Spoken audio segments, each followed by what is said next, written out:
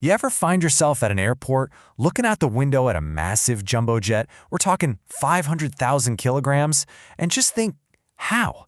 How does that get off the ground? It seems impossible. Well, today, we're pulling back the curtain on the invisible forces that make modern flight happen. No, really, just stop and think about that for a second. That's a metal tube that weighs more than a whole herd of elephants, and somehow it not only lifts off the ground but cruises for thousands of miles. It feels like it's got to be breaking the laws of physics, right? But it's not magic. It's actually a constant, invisible battle happening every single moment it's in the air. And that's the real secret. See, flying isn't about defying gravity, it's about mastering it. And to pull that off, an airplane has to perfectly manage this constant tug-of-war between four powerful invisible forces. All right, so let's introduce the main players in this high-stakes aerial battle. Getting a handle on these four forces is absolutely the first step to understanding how flight even works. And here they are. You've got thrust, the force from the engines pushing the plane forward. And you've got its mortal enemy, drag, which is air resistance pulling it back. Then there's the one we all know, weight, thanks to gravity pulling the plane down. And finally, the absolute hero of our story, lift, the upward force that makes the whole thing possible. Now these forces are always working in pairs, right? Constantly fighting each other. For a plane to fly straight and level, everything has to be in perfect balance. Thrust has to be exactly equal to drag. And this is the important part. Lift has to be exactly equal to weight. It's a perfect balancing act, all while hurtling through the sky. Okay, so this all makes sense. Thrust comes from the engines, that's easy, and weight, well, that comes from gravity. Duh. But what about lift? Where in the world does this mysterious upward force actually come from? It's not as simple as air just pushing up on the bottom of the wing. The real answer is, well, it's a beautiful piece of physics. So let's get right to the heart of the matter. That specific shape of an airplane's wing, the airfoil, is no accident. It is a brilliant piece of engineering sculpted to manipulate the air in a very, very clever way. And this right here is the scientific key that unlocks the whole puzzle. Bernoulli's principle. Now, it might sound all complicated, but the core idea is super simple. When a fluid, like air, moves faster, its pressure drops. That's it. Just lock that in your brain. Fast air, low pressure. Slow air, high pressure. We can see this in action with something called a Venturi tube. Watch this. The air flows in, and as the tube gets squeezed in the middle, the air has no choice but to speed up to get through. And right in that narrow section where the air is moving fastest, you guessed it, the pressure goes way down, just like Bernoulli said it would. So what does this have to do with a wing? Well, think of a wing as just one half of that Venturi puzzle. It's ingeniously shaped with that curve on top, forcing the air to travel a longer path over the top than it does along the flat bottom. So what does that mean? The air on top has to move faster to keep up. And this isn't some happy accident of physics. Creating that speed difference is the entire point of the wing's design. I mean, as NASA themselves put it, the whole goal of an airfoil is to create the lift you need to stay in the air. And there it is, the big reveal.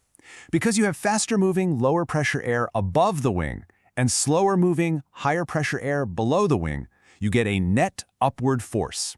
The high pressure underneath literally pushes the wing up towards the low pressure on top. That push is lift. The airplane is literally pushed into the sky. But, of course, it's never quite that simple. If it were, flying would be perfectly efficient. See, in the real world, air isn't some perfect, frictionless fluid. Air is kind of sticky. And that stickiness introduces the villain of our story, drag. You know, in a perfect world, in a physics textbook, air would just flow beautifully over the wing, just like you see on the left. But reality is messy. Real air has viscosity, a kind of internal friction that makes it want to cling and stick to the wing's surface, creating all that messy turbulence you see on the right. This clingy area is called the boundary layer. It's this super thin layer of air, often less than a centimeter thick, right on the surface of the wing. And this tiny layer is the battlefield where the entire war against drag is fought. It's where that friction slows things down and causes all our problems. And these problems come in two main flavors. First, there's skin friction drag, which is pretty much what it sounds like, the air literally rubbing against the plane's skin. But the bigger one is often pressure drag. This happens when that sticky boundary layer gives up, separates from the wing, and leaves behind this big, turbulent, low-pressure wake that basically sucks the airplane backward. So if the very air we're flying through is constantly trying to hold us back, how do engineers fight it? Well, you can't eliminate drag completely, but you can definitely outsmart it through the beautiful art of streamlining. And this, right here, is the fundamental challenge of all aerodynamics. It's a masterful compromise. Every single curve on an airplane is designed to do two things at once: generate as much of that heroic lift as possible, while at the same time defeating as much of that villainous drag as it can. And just look at how much shape matters here. The numbers are just staggering. This chart shows something called the drag coefficient, basically a score for how much resistance a shape creates. A flat plate is a disaster, like trying to push a barn door through the wind. A cylinder is better, but look at the streamlined airfoil. The drag just absolutely plummets. It's not even a fair fight. Shape is everything. Let me put that a different way.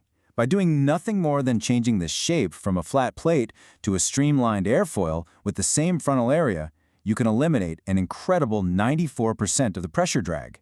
That is the insane power of smart design.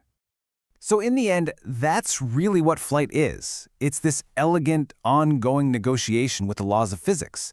It's about using a clever shape to create a pressure difference that gives you lift, while making sure that very same shape is slippery enough to slice through the air and keep drag from winning. Which, brings up one last really fascinating question. We've seen that this sleek, streamlined shape is perfect for cruising efficiently. But what about when a plane needs to land? To fly slowly, it actually has to completely change the shape of its wings in mid-flight, using things like flaps and slats. But, well, that's a whole other story for another time.